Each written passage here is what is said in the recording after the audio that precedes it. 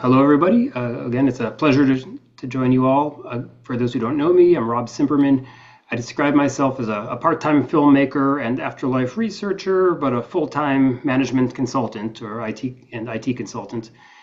So I spoke with this group last year when I released my Unlocking the Soul documentary, which is available on Tubi and my YouTube channel, which is also called Unlocking the Soul. And back then I talked to this group about my thesis of what I like to call modern prophecy. So I'll explain that at a high level as a way of introduction to my topic today, which is going to be about miracles. So basically the idea is that the phenomenon of prophecy or prophets that we usually associate with the Bible and other holy texts from thousands of years ago, it didn't end when those books were transcribed to paper by monks or when the Gutenberg printing press started turning out copies. A lot of people assume it did, but of course, why would it? It's continued in every century since, and it continues today, is my understanding. And the people that I call the modern prophets are speaking to us today, but they're using the modern language and going so much deeper than the details about the spirit world that people did thousands of years ago that made it through all the oral histories and the books.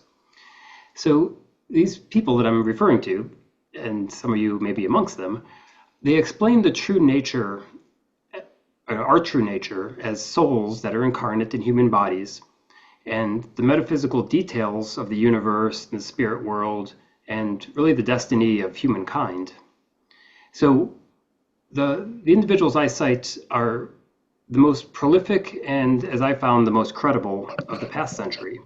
So I'm talking about people like Edgar Cayce and Jane Roberts, who channeled Seth. And I understand some people in this group also channel Seth still, which is very exciting. And I refer to Paul Selig, who's a little less well known, but he has a dozen wonderful channeled books. And then the regression hypnotherapy pioneers, particularly Michael Newton and Dolores Cannon, and others who carry on their methods, because they've moved on, but there's thousands of people today, maybe even hundreds of thousands, that are involved with past life regression hypnotherapy. And so I like to think if there was a New Age Bible, these people would just be the people writing the chapters, kind of like the people that wrote the original Bible, and it would be in modern language. So that's kind of my big idea. And in my previous films, I kind of go through their findings and find all the similarities between how they describe, the journey of the soul between lives, and use that to explain why our lives are the way that we see them. And then more recently, I made a sequel, another 2+ hour film called Unlocking the Soul 2, with the subtitle of Ascension, the New Earth, and Those Left Behind.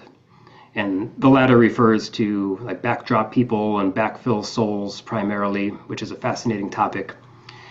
And it goes into ascension of humankind as a whole, as well as the individual ascension process, which is the ending of our cycles of incarnations.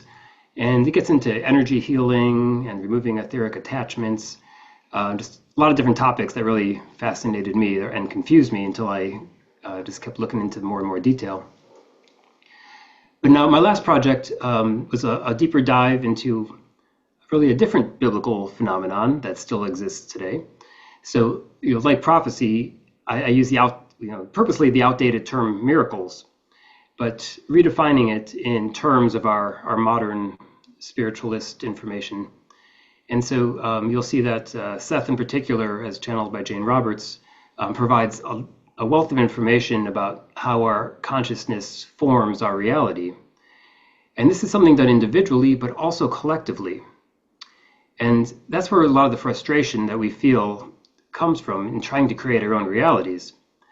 As we come up against our own sabotaging beliefs and the programming in our minds and the collective belief in all the laws of physics and biology and health, and even in social institutions. And yet there are some skilled individuals, some humans, that have achieved the ability to independently manipulate what we see as laws. Obviously examples like walking on water and healing and turning water into wine come to mind as miracles. But there's a lot more modern day equivalents that are really using the same idea. So I introduced a lot of this in my latest video, so I'm going to play a large portion of that, and then we'll get into some discussion and questions and answers as we go. So let me just try to share my screen here. Let's see how this works.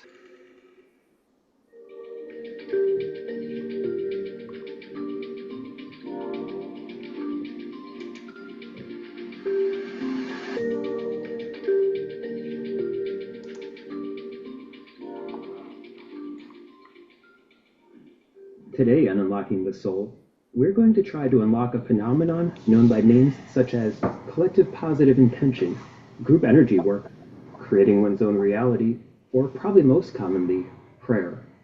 It's the idea that a group of people who focus on bringing about the same outcome will bring it into reality, even if it violates expectations of medicine or even the laws of physics as we understand them. It may even be the way that everything we experience comes into being, and some people may be so skilled that they can change reality individually.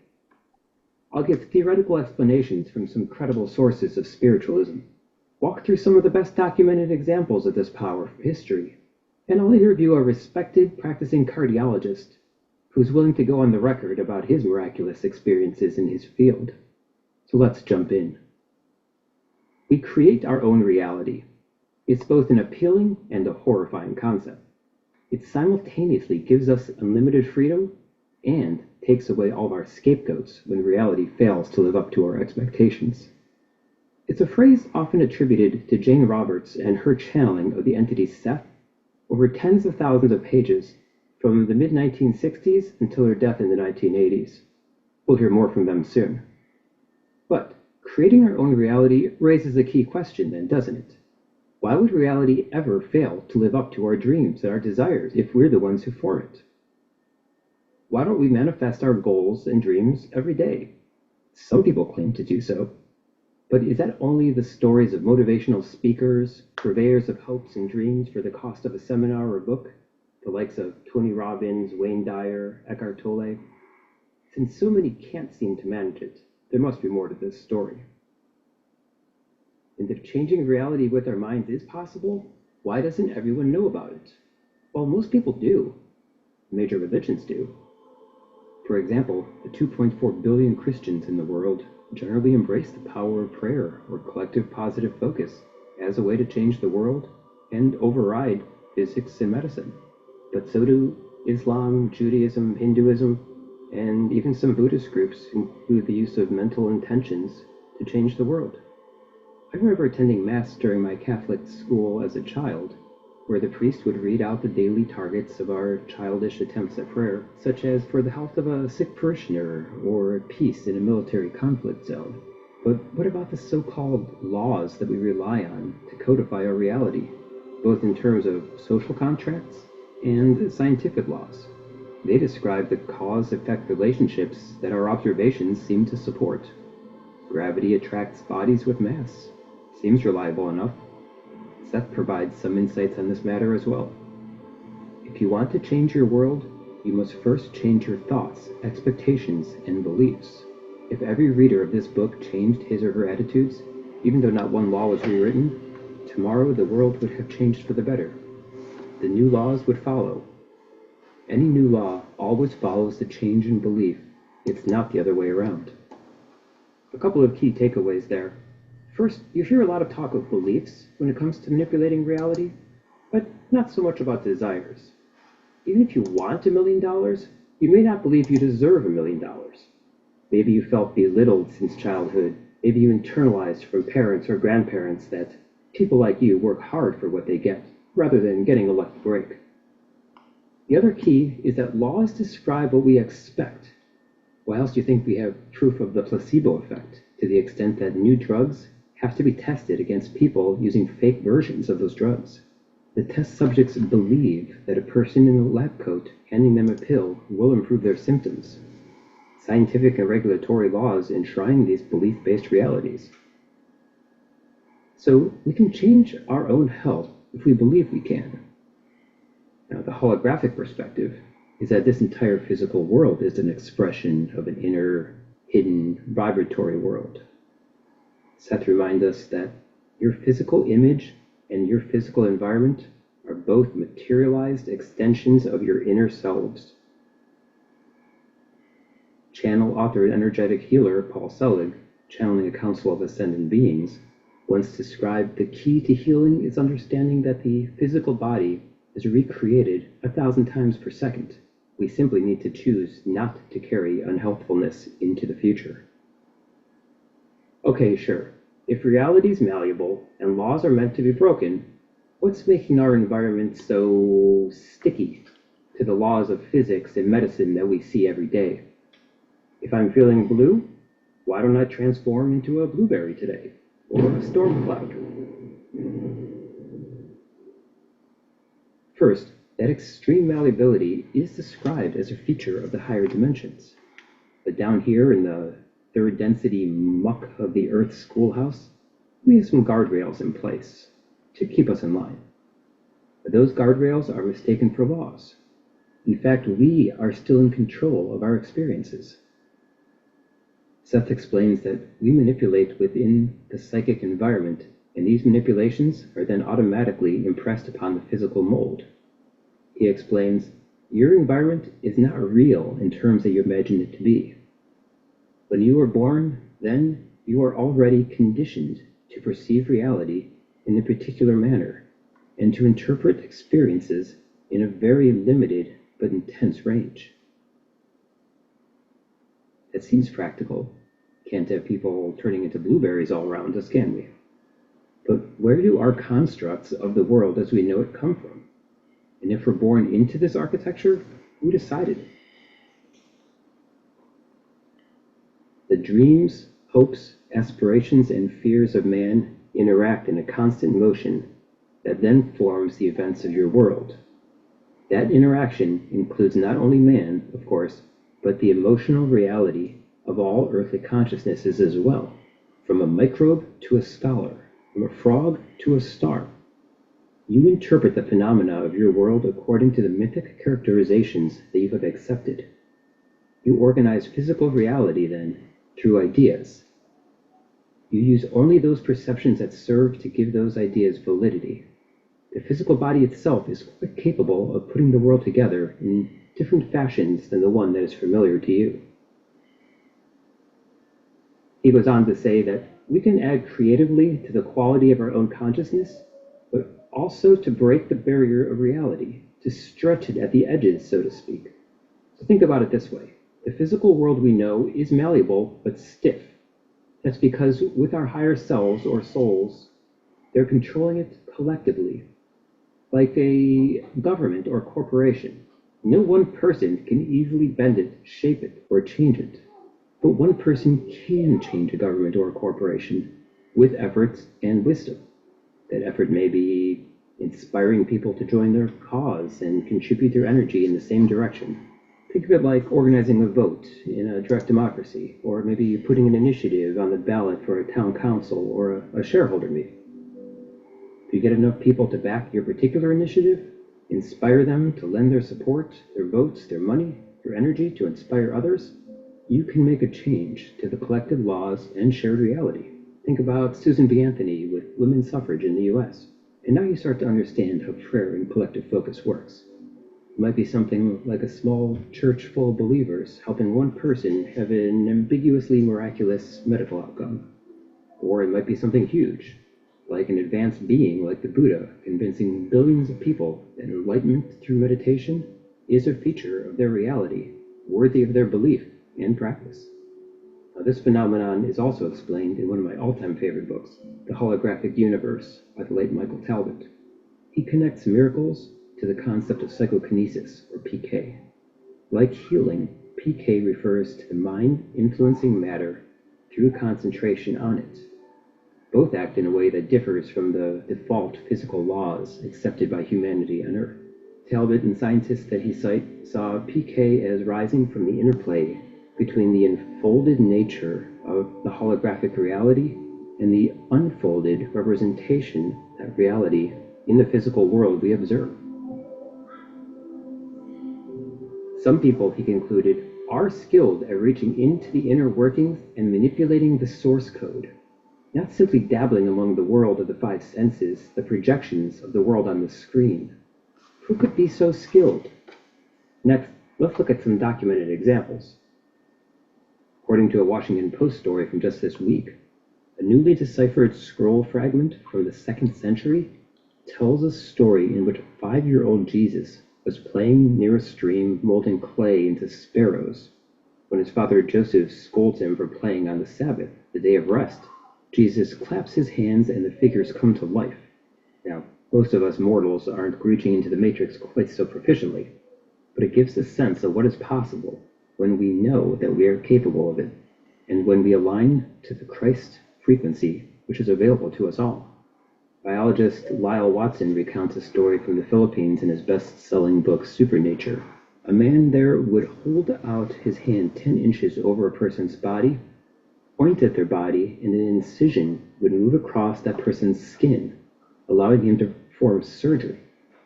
The scientist witnessed this several times and even once received a cut on his own hand when he got too close to the man's gestures, leaving a permanent scar. These are examples of individuals directly manipulating the matrix in a way that we can observe with our physical senses. The Filipino man also introduces an important concept. He didn't just think healing thoughts, he manifested them through knowledge of surgery, in interaction with the physical world as it is, paying homage to the rules, even as he circumvents them.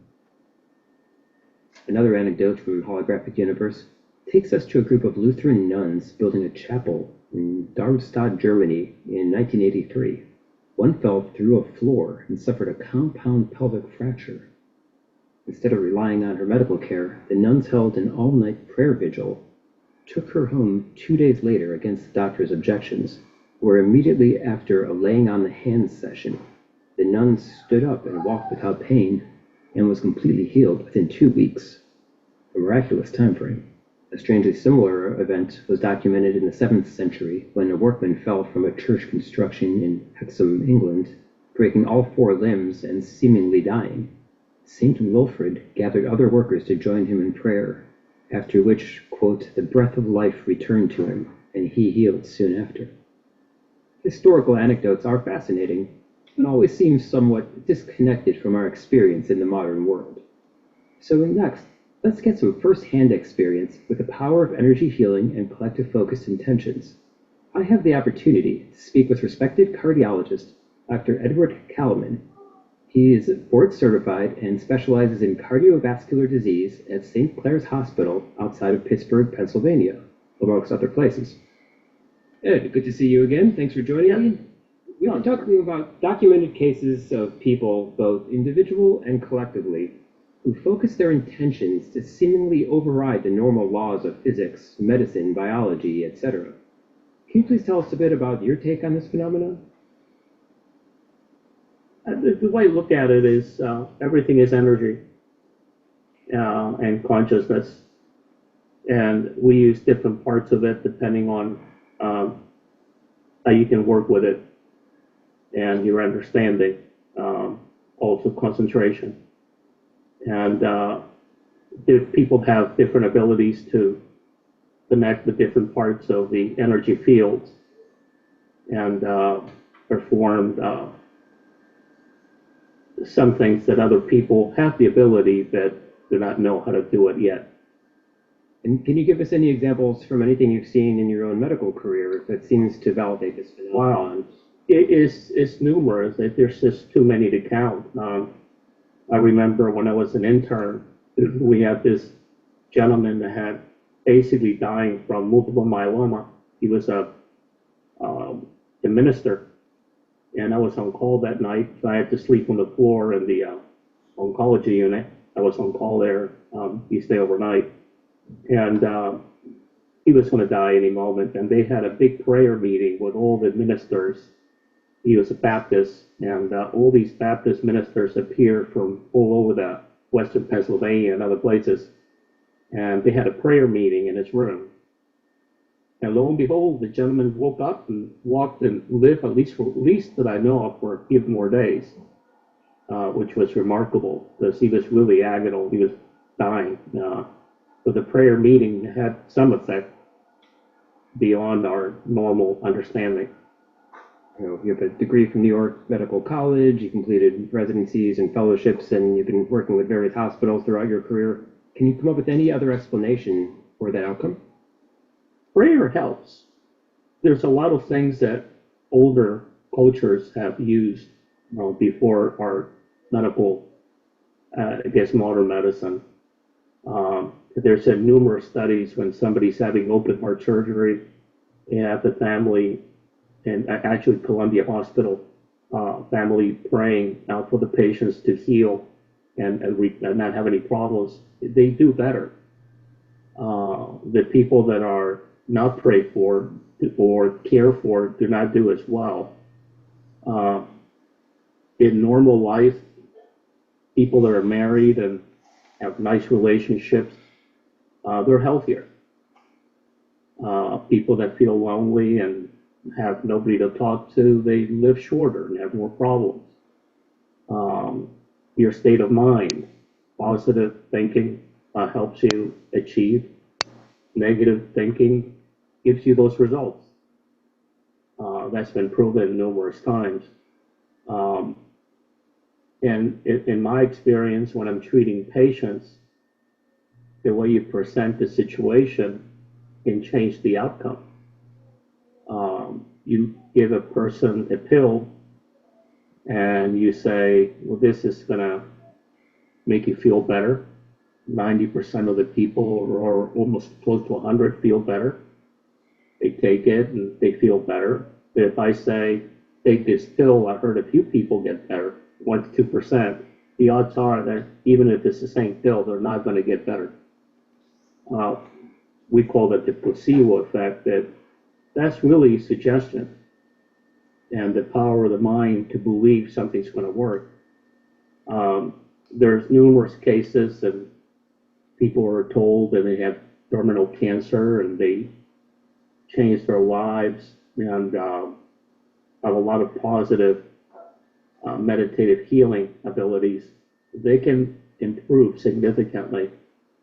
People that are go into the belief system that they might as well write their will and die, that's what they do. I have patients that have really bad hearts. This is what I do. And this strong willpower, which we call stubbornness sometimes, or they wait for their daughters to get married or their husbands or wives to feel better before they pass away. That's very common. Very common. In your own interactions with patients, do you ever find that you can get a sense of their ailments, their energy levels, or see any ways that you can heal them beyond the typical medical tests that we're all accustomed to? Medicine is an art and a science, and unfortunately right now it's just a science. The art has been lost. Decades ago, centuries ago, that's all you had was the art. You had shamans, witch doctors, you had people that used leeches and things like that. How did those people, some of them get healed? You know, the body has the ability to heal, so you just have to find a way to make that real, a reality. That, yeah, you feel the energy of the patient, and the energy is telling you what they have. 90-some% of the time, you have the diagnosis before you send for testing. And it could be from the exam, what they're telling you, or what you feel. It's a combination of the whole thing. I usually, when I'm talking to a patient, I usually just sit there and listen, but I'm also looking to see what their subconscious is trying to tell me. And if you feel that after years of practice, you feel that. It is not unusual for even the great majority of physicians or healthcare workers, whether it's nursing or the people that are involved in the healthcare industry. You get that, we call it intuition, you call it whatever you want, that some people are very highly developed. Are you more in the camp of the mind is an amazing computer that can pick up on things that we might not even realize? Or do you think it's actually tying into like an etheric body and, you know, further down the scale, you get to like Jesus curing somebody or someone with psychokinetic abilities. Well, basically, if you have even a little understanding of quantum mechanics, quantum physics, string theory, and things like that, everyone is connected. And when I'm saying subconscious, everyone is connected to some degree, all the time, no matter if you're on planet Earth or in the United States and the other person is in Taiwan. There's a connection. And that connection is there all the time. You just have to be quiet enough to listen to what it's telling you. The physical body is just a material representation of energetic fields.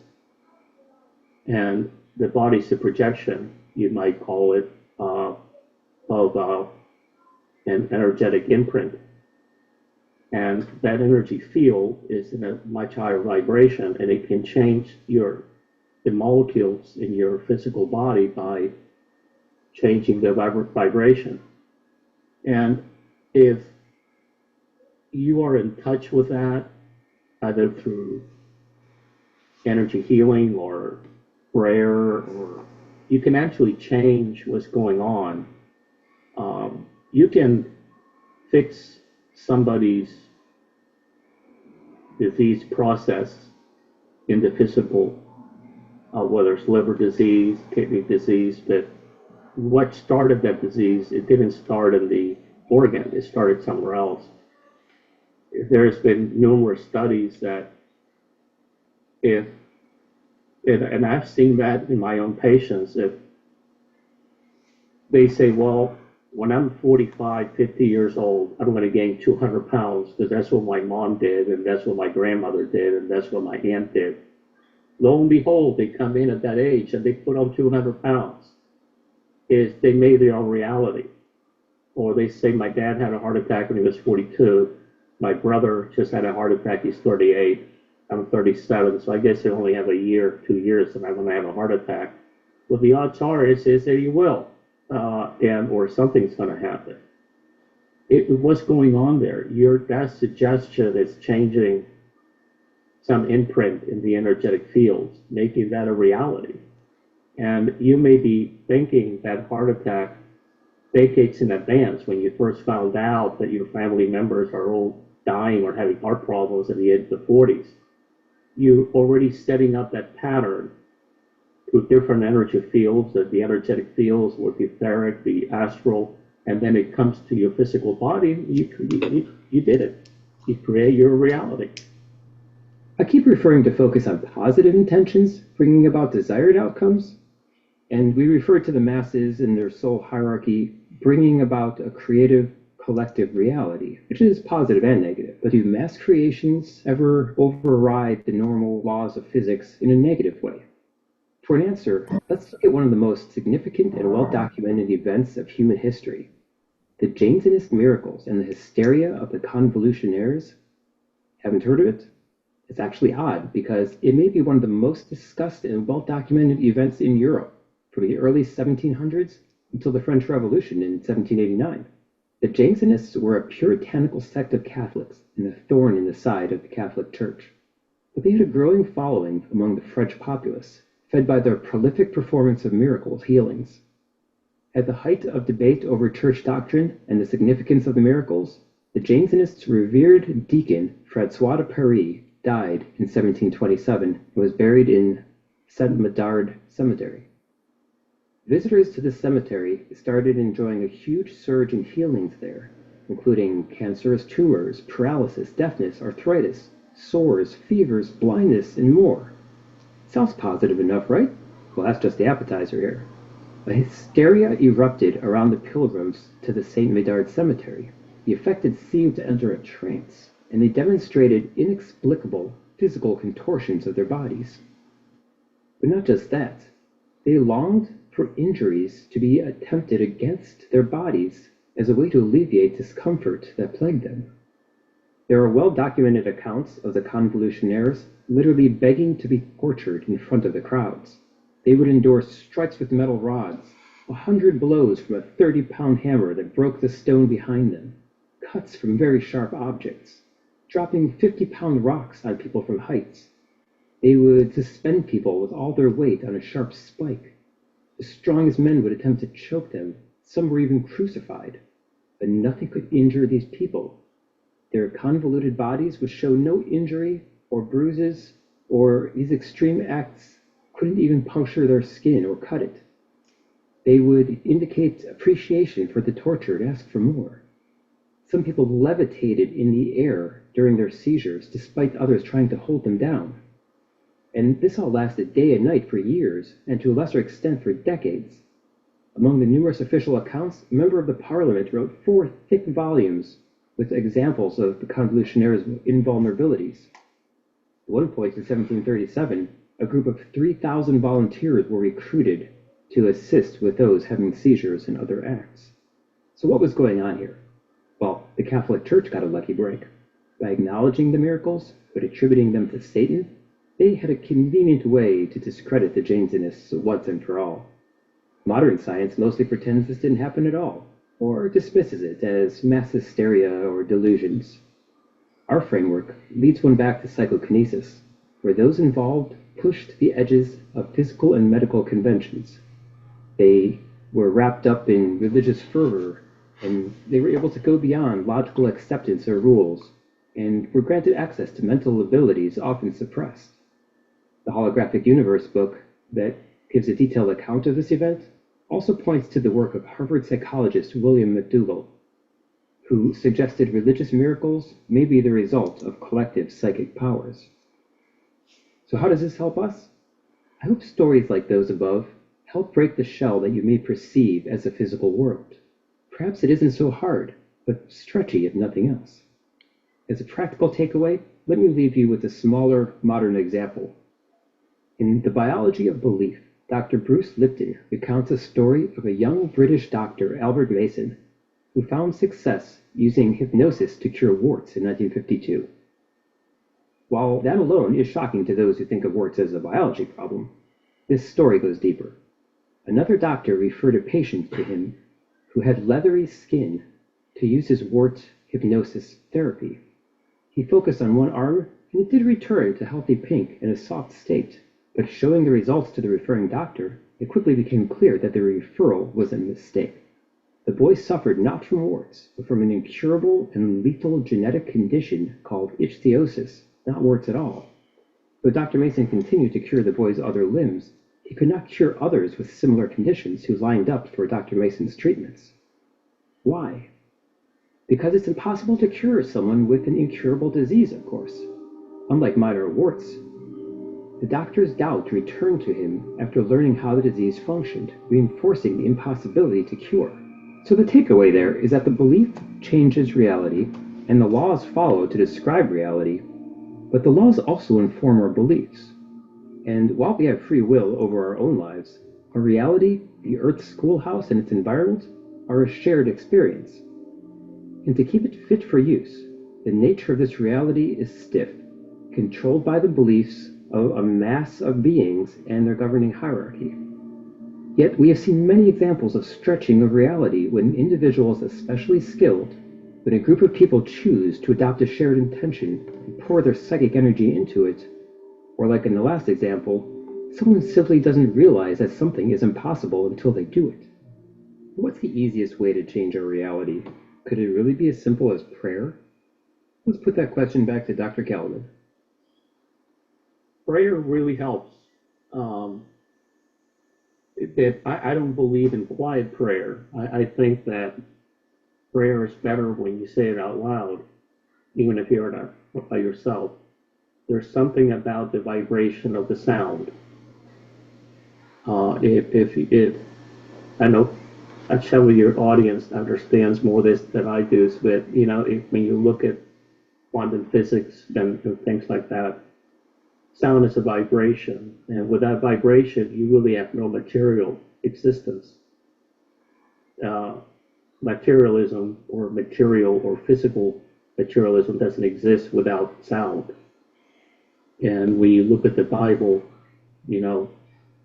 first was the Word, and then after that, you have light and stuff like that. So sound is very important. And that's why I believe music can change your state of mind. A very easy experiment is, the old Mozart effect, where people get a higher IQ, depending what they're listening to.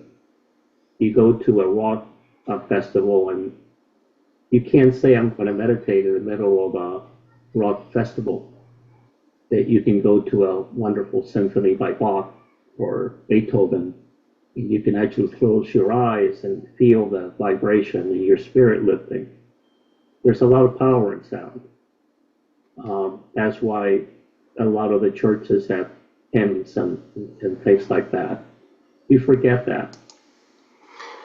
Okay, I'm going to stop there. There's about another 10 minutes or so, but...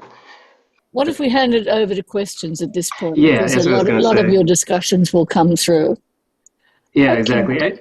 I did just want to show one more thing. I'll just show off my favorite T-shirt I got recently. Seems relevant here. This is the Alice in Wonderland picture where she's pulling back the curtain and seeing the Matrix code behind it. So kind of two of my favorite stories combined there. But I think it kind of speaks to kind of what we're talking about here, where things seem to be functioning normally, but every once in a while somebody can get behind into the source code and make some changes to reality.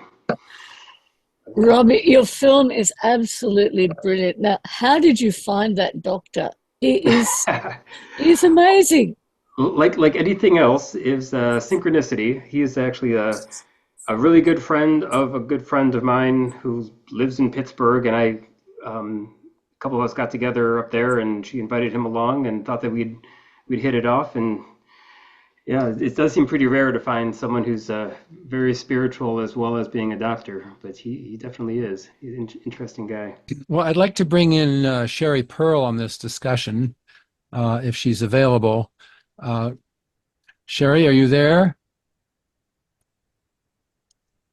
Yeah, you're muted. I am here. Yes, I am Okay. here. In terms of, by the way, the film is wonderful. Thank you. In terms of the healing, psychic healing, we may have a story to share in terms of what's happened in the past week.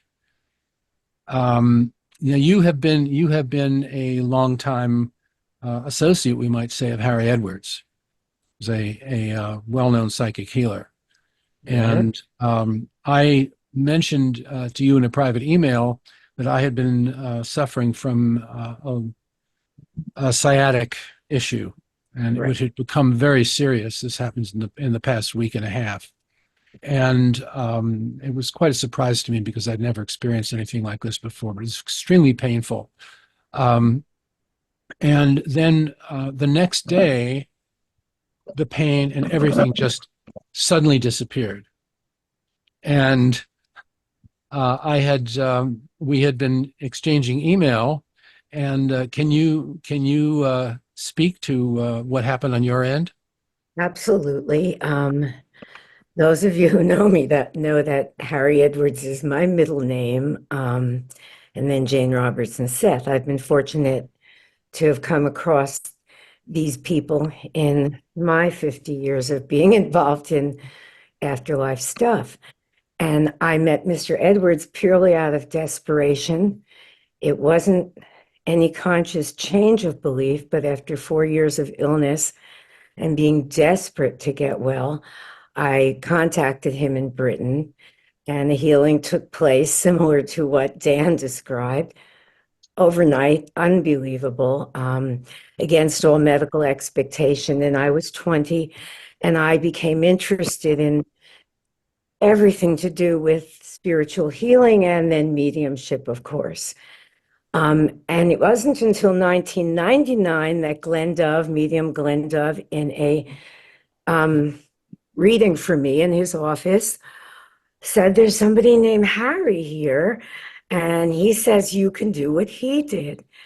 And I was thrilled. And I went home and made lists of everybody I knew I thought might need healing. And after 2 weeks, I figured I was kind of losing my mind, and went back to Glenn Dove, who brought, confirmed again that, this was something that I would do. So over the years since then, anyone who has ever asked me to intercede, and well, Mr. Edwards, sorry, I didn't say that in 1976, Mr. Edwards made the crossing into spirit and had said prior to his passing that he would continue his work from that side and would work with any of us, that were wishing to see people out of pain. I just never dreamed that I'd be lucky enough to be on the team. And that's why I probably don't talk about it a whole lot, because it's completely out of my hands. But sometimes when I ask Mr. Edwards, let him know who is suffering and where they're located, and could they please help? We see results like Dan saw, which is obviously, again, not something I know how to do on any conscious level whatsoever. So I know I'm working with a team in spirit because they carry out the healing. I'm just lucky to play messenger. And thanks, Sherry. And I want to emphasize that I had no idea that this was going on. All I knew, I don't think I even knew until that point that you worked with Harry Edwards. But all I know is that at a certain point, bam, the whole condition disappeared, went down from 100% to maybe 5%, like that. And it was only afterwards that I mentioned it to you, and you had mentioned you had worked with Harry on this. So I was blown away. I'm very, very grateful. And thank you again, Rob. I really, as a filmmaker, I really appreciate your work. Thank you. And I'm so glad that we're all working in this area, that it's so important that it be revealed, explained to the extent possible, and that the energy and the information just get out there, and people will make of it what they will. But I think it's important that we just keep doing what we're doing. I do not actually have a question, but I do have compliments. The reason I have no questions is because the subject matter is as wide as the universe, and you get started, you can't stop, and you take 2 years to answer. But Rob, what I wanted to say is compliments on your stunning images. Congratulations. And I wanted to remind you that there's a real possibility that you and Jürgen Ziva and Gordon Finn and the other person that Wendy mentioned, whose name I did not record, could get together and make a stunning movie. It would be wonderful. I am looking for some inspiration for my next project, so I will definitely look into this. Yes. Thank you so much indeed. Yeah, given that, what in your research, because clearly you've done an enormous amount of research to put these movies together. I watched the one that Wendy sent out with the Afterlife report. And have you seen, or in your research, have you seen any work done with the healing effects that can be done across time, given tragedies or things that have happened at different times where souls may be trapped and may be affecting through the quantum field activity that is going on today? Yeah, well, two things came to mind immediately. So first, I think it was Nature of Personal Reality by Seth. He talks about how intuition is really probably one of many, but a signal that we get from other probable selves of ourself. So like if we're living probabilistic reality where there's like different percentages of likelihood of different paths through the multiverse happening. I mean, he explains it in like over the course of chapters. It's very complex. I had to listen to it twice to even start to understand it. But one thing that stuck out to me was, he talked about how, like, if you're about to make a mistake or do something, just make a decision, and you get a bad feeling about it. He was saying how, like, that bad feeling is from a future version of yourself that made that decision and feels regret or pain as a result, and that comes not only back or forward, or I guess forward in time to where you are today, but also across different versions of yourself. So it's like if you were going to make that decision, multiple versions of yourself that made that decision regretted it, and now you're feeling that. And if you're open to it, you feel it as like a sick feeling in the pit of your stomach or something like that. Which I thought was just such an interesting idea of explaining intuition. Then the other thing that came to mind was, well, just thinking about like Dolores Cannon's books about talking with Nostradamus. She basically was having like channeling sessions, but having like a real-time conversation with somebody who was, thousands of years ago, or several hundred or however many years ago he was, and having a conversation with him and going back and forth over the course of a period of time. And they're just having a conversation, but he's in a different century. So I don't see any reason that it can't happen that way. I don't think I've seen any examples of healing across time, but with all the other communications across time that our higher selves can do, it definitely seems reasonable.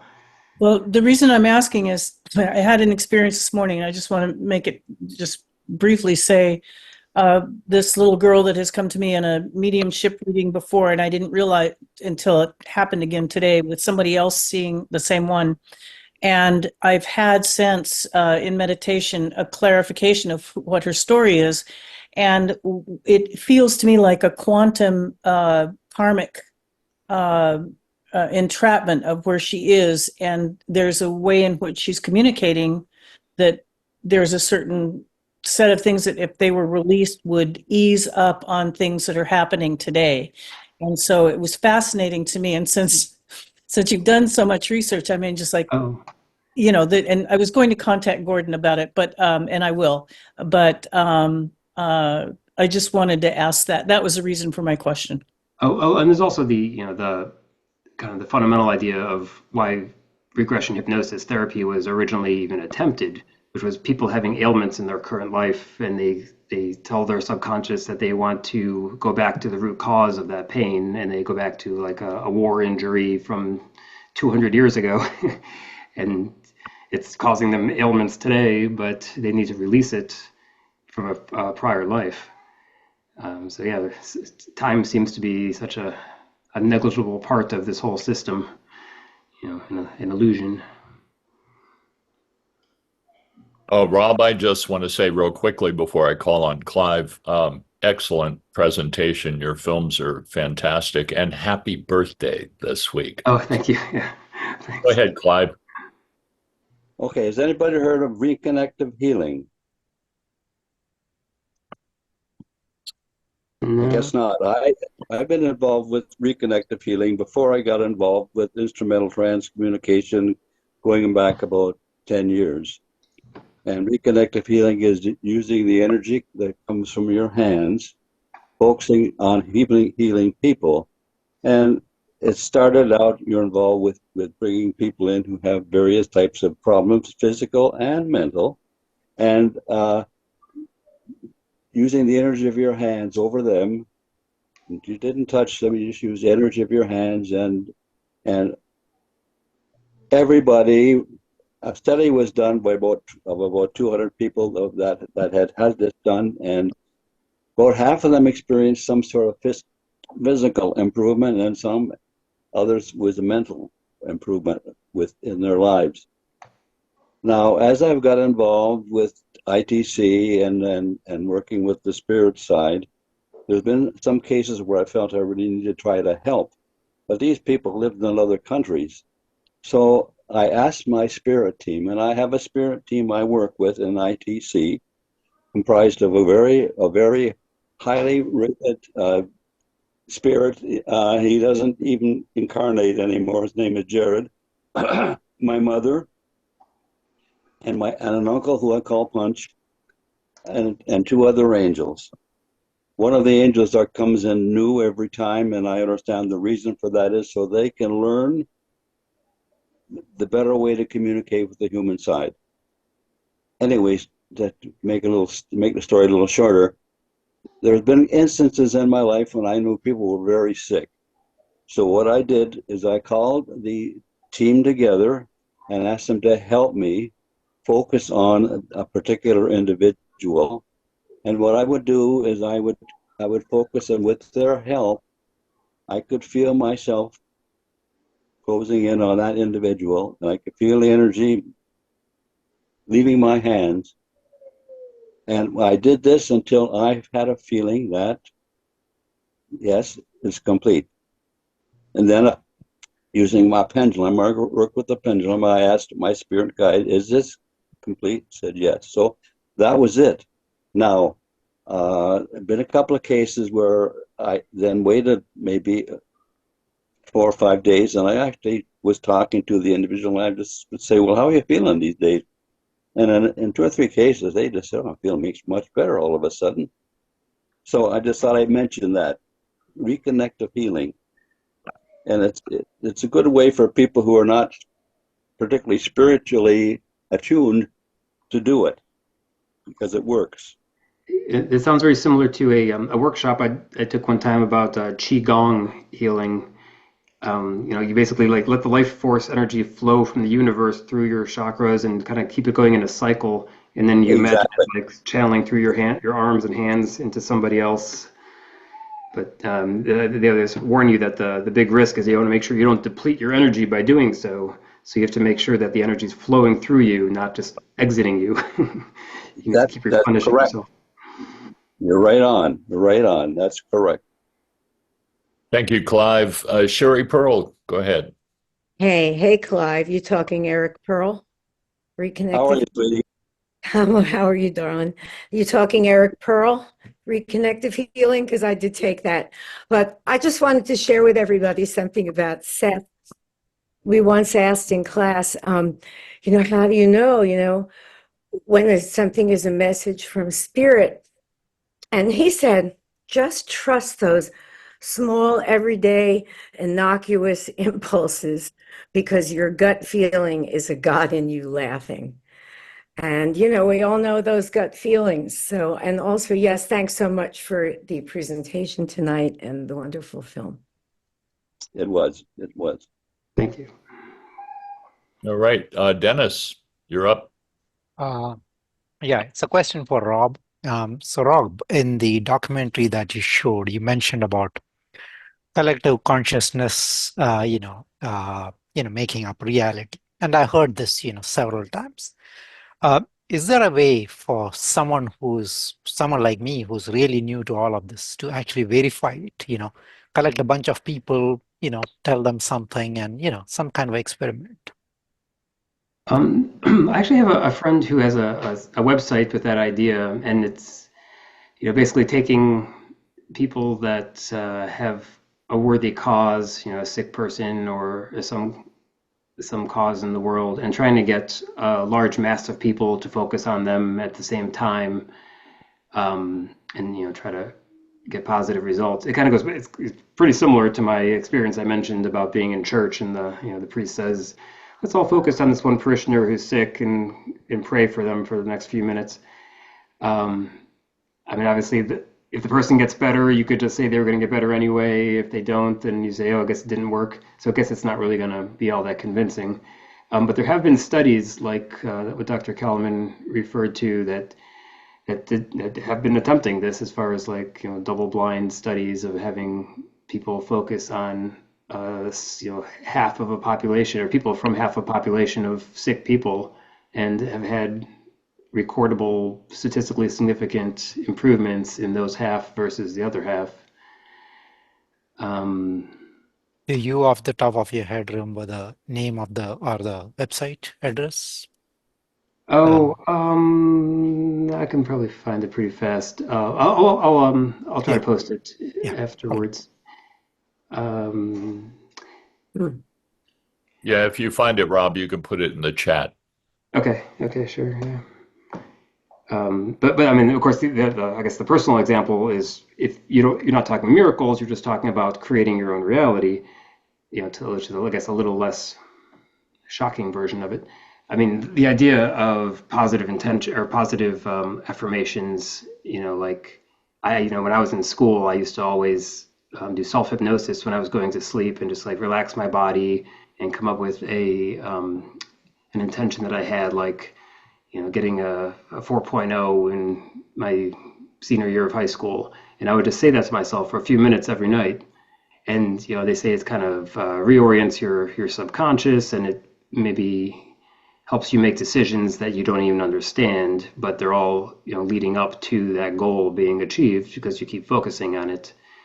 And, athletes do that too. And lots of examples of people that change their lives by having a positive intention and just dwelling. You've touched on the placebo effect. I think there's so much research out on the placebo effect and on the nocebo effect. And one of the big concerns that I have is with medical professionals who don't understand the power of the nocebo effect. So that you do have people who give negative prognosis. The whole idea of telling somebody you have X amount of time to live, giving people a definite time, which is really cutting off hope for people. I think that the power of hope is really interesting. And it's something that I think, I don't know if it's taught in medical schools now, but it certainly should be. Is this something that you're aware of?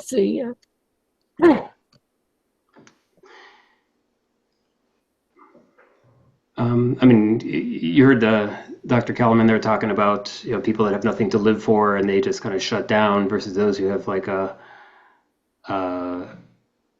someone graduating college that they want to live to see their graduation, and they'll definitely live for that. Or someone that was a husband and wife pair and one dies and the other one dies soon after because they feel like their time's ready. Yeah. But there's the example also of like the I know I talk about it in the original documentary, but there's a guy that was given a diagnosis. He had these huge tumors growing in his body, and he was given a drug that he was told should cure the tumors, and the tumors like went away very, very rapidly.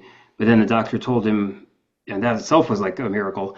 And then the doctor told him, oh, there was actually a mistake in the study, and they actually think it shouldn't work. And the guy had the tumors come back almost as fast. They just came right back.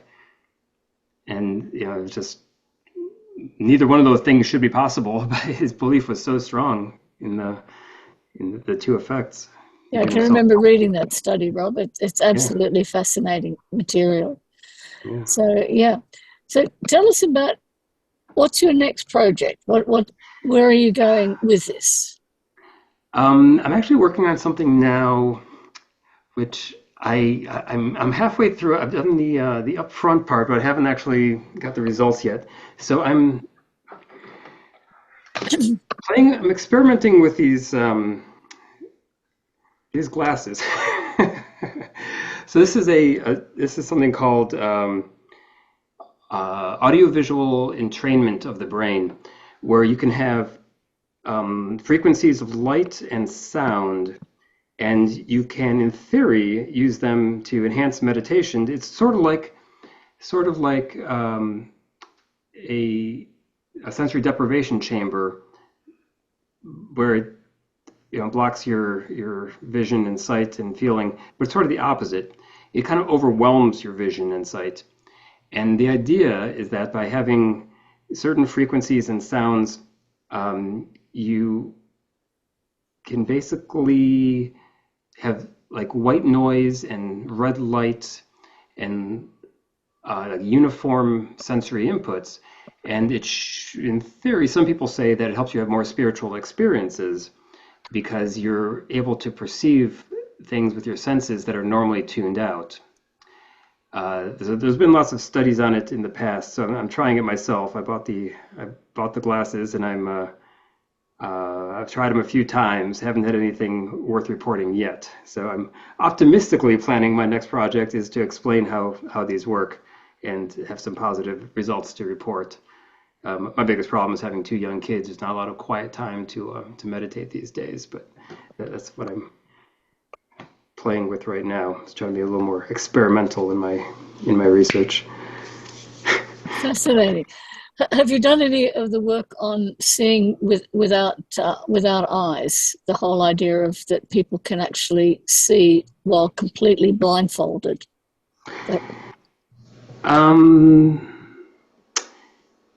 No, except I've noticed. I know there is actually a phenomenon where if like I have when I sleep I have eye covers on because in the morning light bothers me, and I've noticed that even in the dark, even with those on, I felt like I could see like my hands and see things like that. And I looked it up, and at first I thought there was something like extrasensory, but apparently your brain overlaps the part of your brain that tells you where your body parts are with the part of your vision that tells it what you're seeing.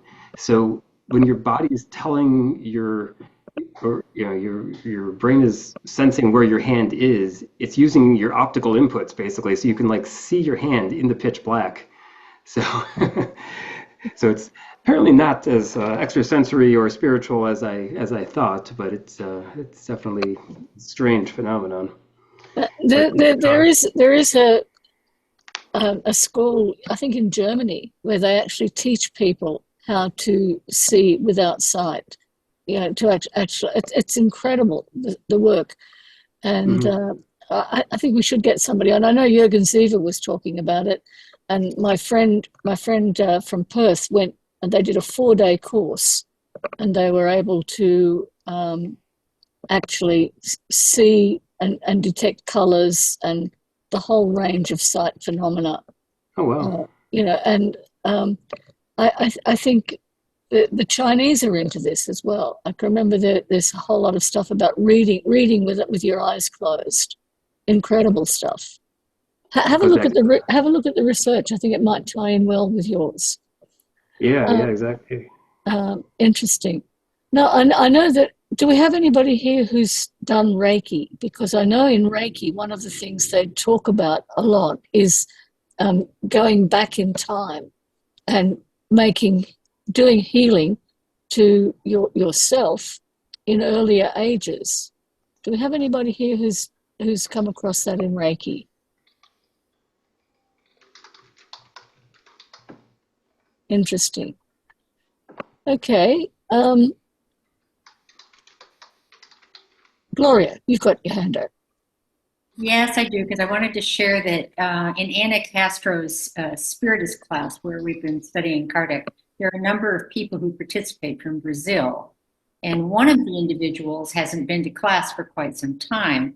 And Lita and Maria and Anna reported that it's because his research in using sound for healing is being tested in a hospital there, and that they're getting very good results, and he's all excited, so he's working on it more rigorously. But that's the Brazilians. I just feel like they're light years ahead of us with spiritual healing efforts, and thanks to Chico and Divaldo Franco and people like that. They're just very open to the idea of spiritual healing.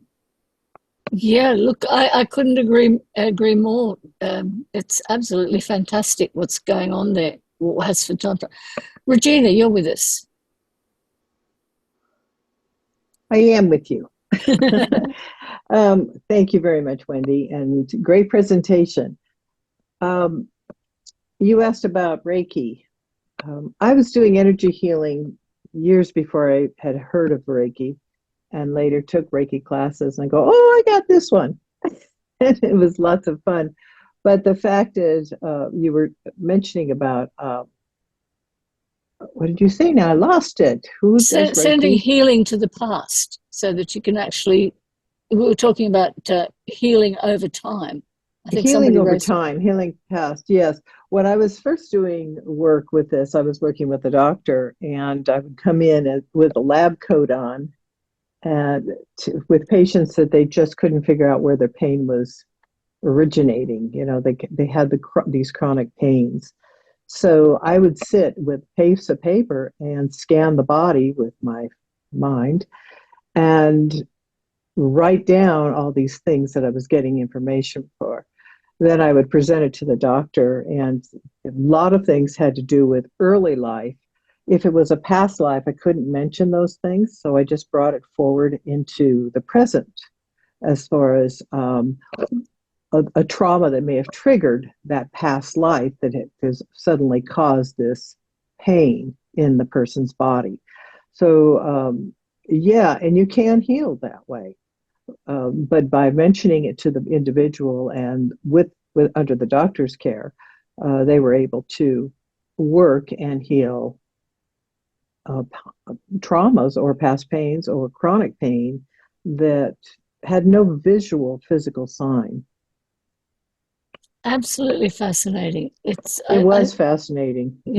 I think we're only touching the surface with what's possible with healing.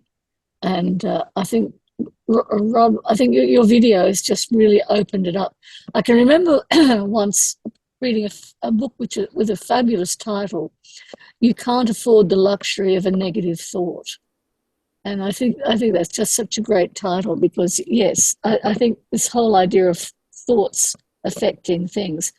Now, Rob, you've talked a lot in some of your other films about mass consciousness, about how a lot of people, we're talking about ascension, we're talking about humanity actually rising to a new level.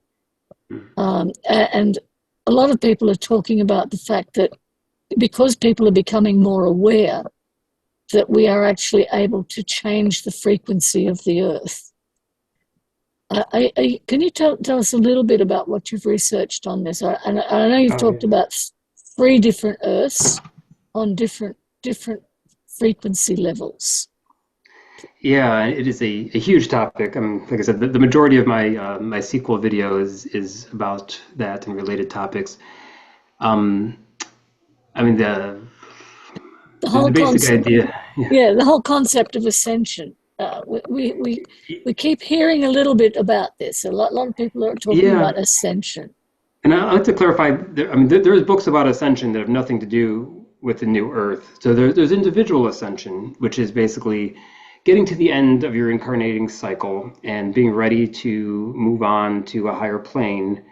And that could be as simple as having lived enough lives and becoming egolessness, selflessness, and high frequency and healthful, and all these things that you would kind of attribute to a very spiritual person.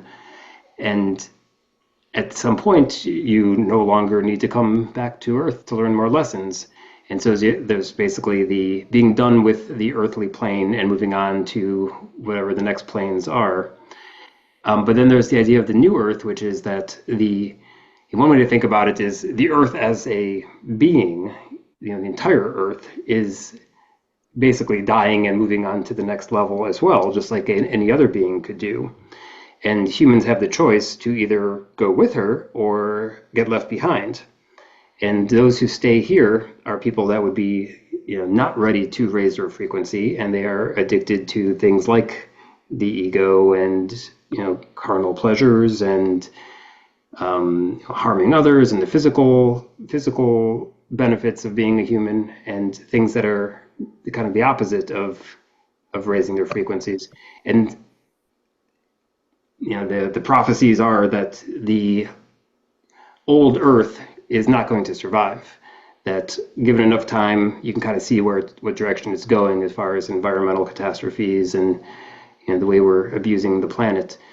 But it is a way of thinking about the new Earth as a higher plane of the Earth, just like when a person dies and they move on to the next plane, to the spirit world and various other spirit worlds beyond it.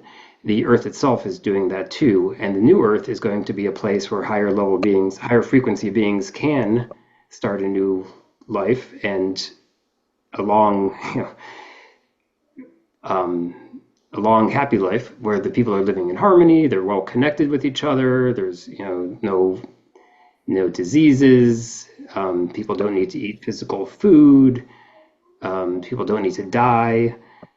Lots of features that you could clearly imagine someone describing heaven as being actually describing this type of world. So that's kind of the extreme where there's a new Earth coming and the old Earth is dying, and it's going to be a split between the people to choose which way to go, and the people that stay behind are not going to have a good time of it, and the people that move forward will. It's kind of the dramatic new Earth story. But then there's also the kind of the more mundane version of it, which is that on a daily basis, we are all moving in between our, kind of a third density self and a fifth density self, where, you can imagine, someone cuts you off in traffic and you start, your blood pressure starts going up and maybe you start swearing under your breath and you decide that you want to, drive in front of them and turn your windshield washers on and give them a piece of your mind or something. And then you realize how childish and how angry you were and how, you were your worst version of yourself. And that might be kind of a third density version of yourself. But then later you're, visiting your grandchildren, or you're, working at your nonprofit organization or something, and you're helping others, and you're realizing how, you're part of this community and you're loving and caring and giving the best of yourself to others. And that's kind of the higher fifth density version of yourself. That's like being in the new Earth. So there's it's definitely a confusing topic, because there's these several different paradigms that are all being discussed and called similar things.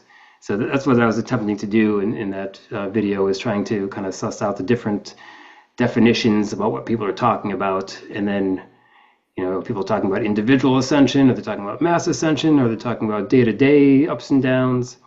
And it seems to be all of them. They all seem to be happening at the same time, and they're all options for us to move up and to move down and move forward. Well, it was just about 30 years ago, I gathered that the ascended masters had been saying that there will be a new Earth, and that it will happen very, very suddenly. And those who are prepared and are in that sort of state of consciousness will spin off with this. And those who are not will be kicked back to this Earth. So it was as the lecturer was saying, you want to be kicked back? No, then you better clean up your act. Yeah. Yeah, and in my video, I interview Guy Needler, who has done a lot of channeling on that topic as well. And he described it as sort of like an inflection point. So like maybe what I was describing is like the day-to-day ups and downs are that preparation, and eventually there's this inflection point where it's like, the separation is speeding up, and you have to make you're going to get sucked up or sucked back at that point. You can't be bouncing back and forth between the two any longer. You have to be ready by then. Absolutely fascinating. What's the name of that video, Rob, if people want to have a look at the one on it's all in that Unlocking the Soul 2. Right. The volume 2. Unlocking the Soul 2. Okay, That's fantastic. Okay, does anybody else have anything they would like to share? Yes, I would. Thank you, Gordon. I got fired up several times during your initial video, Rob, and then also when Sherry and Dan were talking about healing. First of all, I should say, Rob, I read most of the Seth books like 40 years ago, and was very influenced by them at the time. I mean, seriously, I was a young man, and I had other friends that were reading them. And then, other things happen in your life and you move on. And the books sit on your shelf. And then there seemed to be this second wave with the internet where people are discussing Seth a lot and talking about how it influences their lives. And some online friend said to me, "Oh, Gord, avoid those Seth groups because it all turns into an argument about who's got the smartest interpretation of what Seth says." So I was just intrigued with that. I didn't participate. I'm just telling you what I heard. And you may have heard that too. I'll say that the Seth group discussions are very friendly, in my opinion, compared to the Edgar Casey discussions. Well, People in again, those this groups is, will yell at me so much. I didn't participate in any of this. I'm just telling you what I heard like a decade ago. So just interesting to me. But I did want to talk about healing. In the early part of my journey, I got involved in healing work when I was actually contributing to websites that talked about projection and out-of-body travel. And somebody contacted me and said, I have an implant in my nose, and I know you're the guy to get rid of it. And I thought, why do you say that? And Wendy might be interested to know, this was a lady that lived in a very remote village in Australia. And I worked on her issue because she asked me to. And in the middle of doing the distance healing, I heard a voice that said, multi-generational family curse. And I had been operating on the assumption the woman had thought that aliens had put a transmitter in her nose, and that was causing all her pain and stuffiness, which she'd had for years and couldn't get rid of. So this was completely opposed to what I had thought, but it turned out to be the case. The issue was cleared up with distance healing, and I asked this lady, how could that possibly be? And she said her parents were missionaries somewhere in Africa, and she grew up there, and she was pretty sure that they had built their home on sacred land of some tribe, and they had been cursed because they had done it. So anyway, that was my first experience of healing, distance healing. And I can still remember having to go to the Western Union office and picking up a check from Australia, because that was the only way you could transfer money back then. Anyway, that sort of got me going, and I did some hands-on, and I did this and I did that. And I got a little bit of confidence. But what I found was that some people say they want to be healed, and they'll almost say they're desperate to be healed. But they've got a dark side that doesn't want to be healed, that wants to suffer, that thinks they're supposed to suffer because of unworthiness, because of sinfulness, because of guilt. So I found that the healing, distance healing, which is what I was doing at the time, is immensely more complicated than you think it is. When you start out with all this good, loving feeling toward people and wanting to make them feel better and less pain, and sometimes that works. And they can see better, they can hear better, the pains in the stomach are less, whatever. But there's other people that don't ever get any better. And eventually, after maybe 3 months, you have to say, well, I'm sorry, I'm going to have to give up. We're not getting anywhere with this. And sometimes they've got plenty of money and they want to keep spending. And I have to say, no, it's not, we're not going anywhere. Sorry, you'll have to try something else. And what I sense from these people is that they actually don't want to be healed. They've got a dark side that says no, or they have karma from a past life that they're working on. They've made a choice before they were born to suffer because they need to have the experience of suffering and pain and early death, because perhaps they were causing deaths in other lives, or being unsympathetic to family members that were suffering. You know, there's a variety of reasons. So that's all I really wanted to say. It's a very complex issue, and I still am involved in it to some degree, not as much as my enthusiastic years 30 years ago, but that's my insight. Gordon, do you think, I mean, it is possible that this is part of a person's life plan too. That's what I mean. Yes, it is. They've actually chosen, it may Uh-huh. not, they've actually chosen to experience pain and suffering for some reason. Right. And I find that past life regressionists are the best at pointing this out because they will, and recently they will, like the book by Karen Joy, who's another Australian, points out people's choice to take a dark path in life and be, a killer, an aggressive person, and then some lives later they turn onto the other path, the path of light, but they're still suffering because of karma. And I think this is an important point to consider. I'm not saying it overrides everything else. I just think you have to accept people have a life plan that may not be that pretty or pleasant. And if they come to you with, complaints or grievances or can you help me? Sometimes you can't. You can't help them. And you have to sort of go into the practice to find out whether it's going to work or whether it's not going to work. And it's experiential. There's no guarantees, as somebody said earlier. Was it Harry Edwards? No guarantees. Fascinating. Yeah. Yeah. Look, we have Regina. You're still here. Can you tell us a little bit about your experiences with Seth?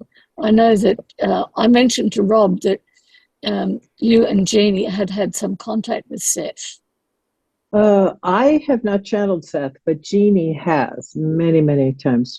Oh, the last 40 years, she's been channeling him. And it's been pretty powerful. So I think she channeled for you, Gary, and Sally just recently on Soul Explorers. But I was going to ask, Rob, were you channeling Seth? No, I haven't personally channeled. That's part of what this. I'm actually reading a book right now about being a channel. So I'm working on that, but I have not had any success with channeling personally. Well, Seth's a pretty darn big energy. I can imagine. Yeah. Pretty darn big energy. I mean, that's a massive load to carry. Yeah, I'm jealous. Or actually step into the pool. Yeah. Excuse me. Has Jeannie published any of the things that she's received from Seth? Dan, did we have some of that put up there on Cosmic Voices? Not yet. I did read some of the transcripts of her sessions. That was a few years ago when she was really channeling Seth regularly, and it would take ages to. The material is so complex and dense and layer upon layer.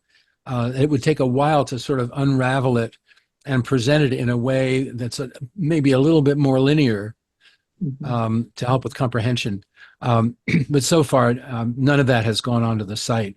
There's a lot of channeling that was done over the past 5-6 years with our FMBR group in Silicon Valley and so on. And I've got tons of recordings and transcripts and so on, and it's totally overwhelming. So what I'm hoping is that over the next maybe 6 months or so, we can publish some of that material in a context that will be understood and appreciated by a general audience. Yes, some of and it I'm was, sending some of you it was, healing. Sending you mental healing. Thank you. I'm going to need it. Yeah. But can you send me some mental healing as well? We can all send you mental healing. We can all do that. If we all want to focus a moment, we certainly can do that. Let's do that right now, everybody. Let's just quickly Hyacinth, are you focus ready on to receive? Hyacinth. Are you ready to receive, Hyacinth? Yes, I am. Would you like to put your hand up to the camera and we will focus on your hand? And people, everybody use your right hand to send, your left hand to receive from the source, and send directly with Hyacinth in your view, in your mind. Close your eyes. In your mind's eye, see the source flowing through, not you, it's flowing from outside, from the source, flowing through your body, across your shoulders, and out your right hand to be received by Hyacinth.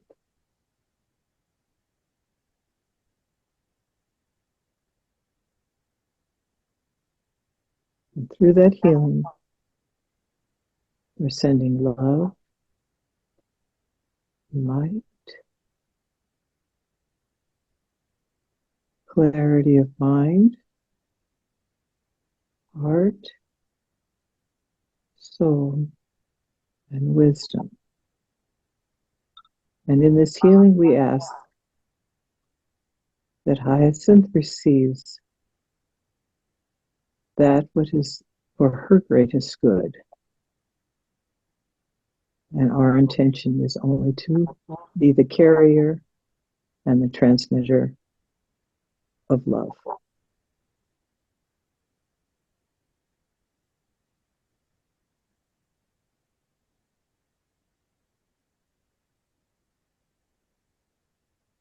Give it a minute.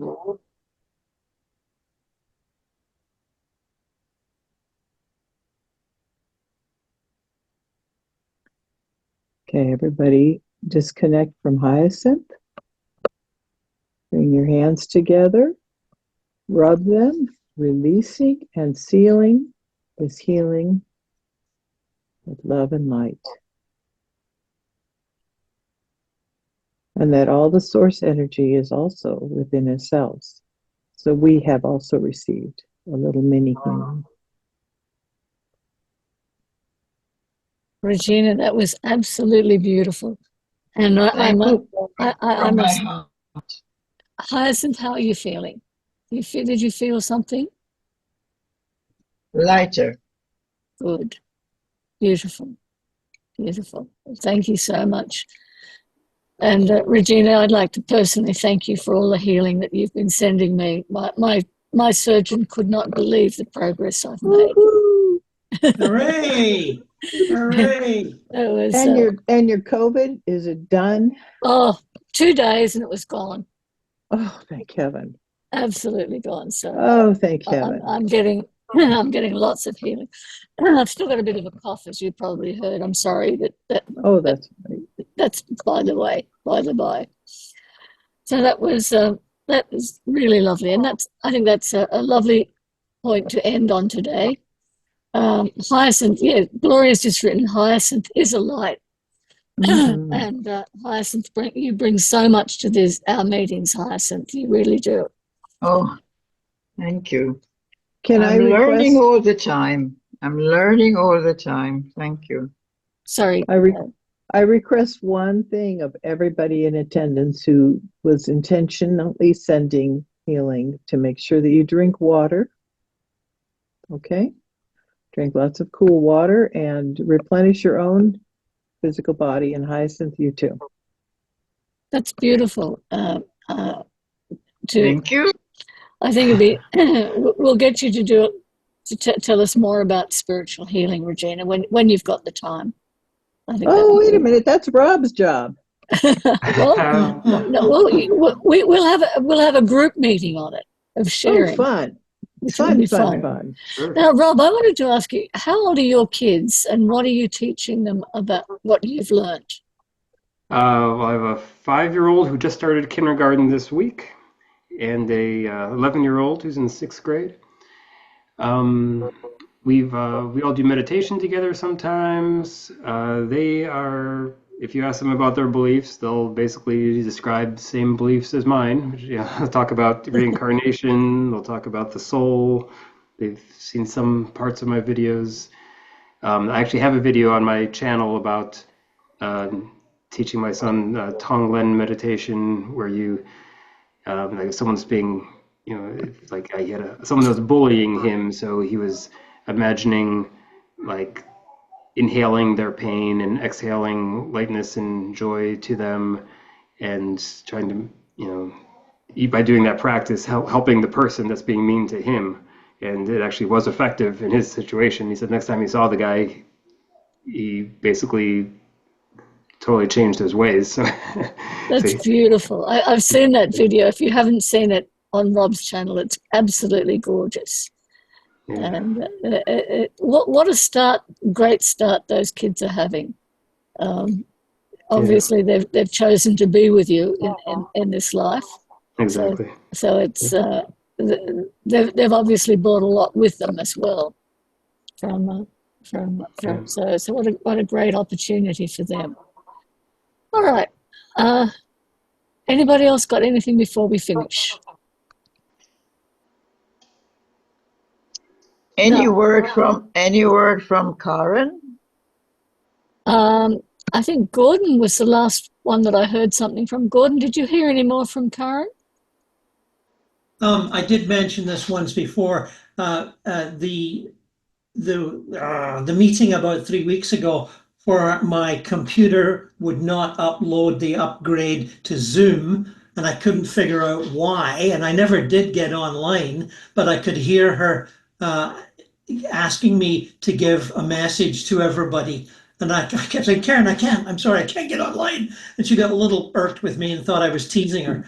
But it really was real. I could not get online. And that's why the next week, after discussing the situation with David, I started using Cynthia's computer because it's bigger and more modern and yada, yada, yada. So that I could feel her, Gordon, come on. The way she is, and I just apologized. I'm not teasing you. I can't do it. I'm sorry. And that was the last time. I think she got a little annoyed with me. I'm sure she will be around again, and we'll hear from her. Oh yeah. I mean, she was fine. She was full of energy and fun and that sort of a thing. There was nothing to complain about. But it was just funny because I couldn't do what she wanted me to do. Gloria. Priscilla wanted to say something, but she couldn't raise her hand. Oh, okay. Priscilla? Thank you. I just wanted to say that in the last 3 months or so, I have been doing guided healing meditations that I find on YouTube, guided healing meditations, and it has improved the quality of my dreams at night.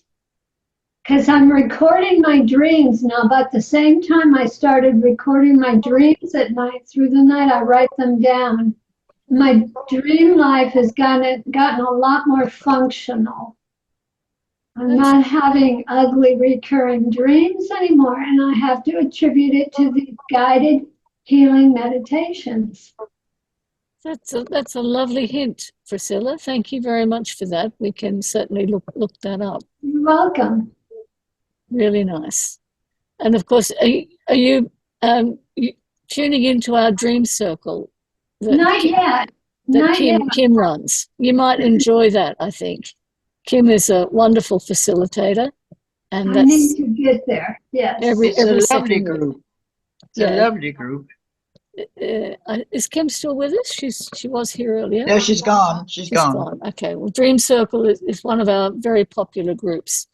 And of course, a lot of people talk about dreaming as being a very good introduction to out-of-body experiences. It's sort of a very lucid dreaming, and that can easily become completely out of body, which is great. Simply remembering the dreams I've had through the night, which I would forget, but I write them down through the night. Simply going back and looking at those dreams helps guide me in my day-to-day life. Right. I say, well, what's going on here? Fascinating. Fascinating. We should perhaps have a meeting on dreams, I think. Well, there's so much value in learning how to understand your dreams, your messages, the messages you're getting. Okay, well, I think we might finish at that point, Rob. I'm sure your children are needing you. I'm surprised they've been quiet this long. This is pretty unexpected. You're doing very well with them. So thank you so much for your work. We really admire everything that you're doing, and we appreciate your time that you've come to share it with us. And as I said, come back again. Anytime you've got something to share, just drop me a line, and we'll go from there.